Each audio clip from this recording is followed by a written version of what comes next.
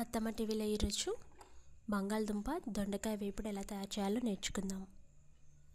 దీని తయారీకి కావలసిన పదార్థాలు: పొడవుగా సన్నగా కట్ చేసుకున్న దొండకాయలు ½ కేజీ, చిన్నగా తరిగి పెట్టుకున్న బంగాళదుంప ½ కేజీ, ఉల్లిపాయ 1, పచ్చిమిర్చి 2, కారం 2 టీ స్పూన్లు, ఉప్పు మీ రుచికి సరిపడా, ధనియాల పొడి 1 టీ స్పూన్, కొత్తిమీర 2 రెమ్మలు, నూనె 2 టీ స్పూన్లు.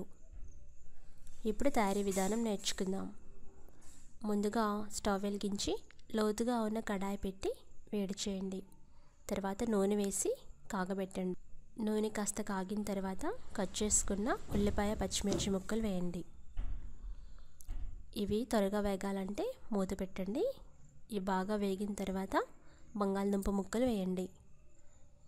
బంగాళదుంప ముక్కలు కాస్త ఫ్రై అయ్యేంత వరకు వేయించుకోవాలి. 5 నిమిషాల పాటు బంగాళదుంప ముక్కల్ని వేయించండి. ఇవి చాలా చిన్నగా కట్ చేయాలి, అప్పుడే బాగా వేగుతాయి. మూత తీస్తే ఈ విధంగా వేగినాయి కదా. ఇప్పుడు కట్ చేసుకున్న దొండకాయ ముక్కలు వేయండి. దొండకాయ ముక్కలు కూడా మగ్గడానికి టైం పడుతుంది, అందుకని ఈ వేపుడు కాస్త ఓపికగా చేసుకోవాలి. దాదాపు 10-15 నిమిషాల పాటు మూత పెట్టి మగ్గిస్తూ వేయిస్తూ ఉండాలి. కొద్దిగా ఉప్పు వేసి మగ్గిస్తే కాస్త త్వరగా మగ్గుతాయి.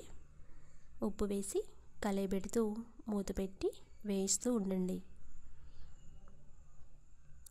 ఇవి మెత్తగా అయ్యేంత వరకు వేయించాలి. ఇప్పుడు అందులో కారం వేయండి. రుచికి సరిపడగా ఉప్పు వేసుకోండి.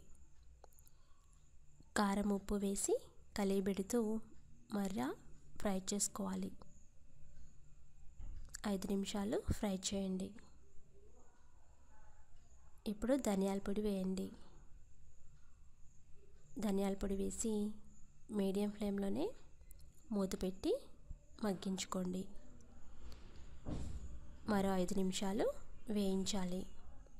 ఇప్పుడు కొత్తిమీర చల్లుకొని స్టవ్ ఆఫ్ చేస్తే ఎంతో రుచికరమైన బంగాళదుంప దొండకాయ వేపుడు రెడీ అయింది. వేడివేడిగా సర్వ్ చేసుకోండి.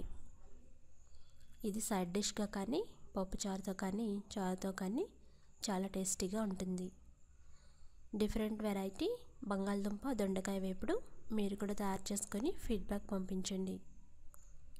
ఈ వేపుడు కాస్త టైం పడుతుంది, ఓపికగా చేసుకోవాలి. మరికొన్ని రెసిపీస్కి అత్తమ్మ టీవీ సబ్స్క్రైబ్ కాగలరు. ధన్యవాదములు.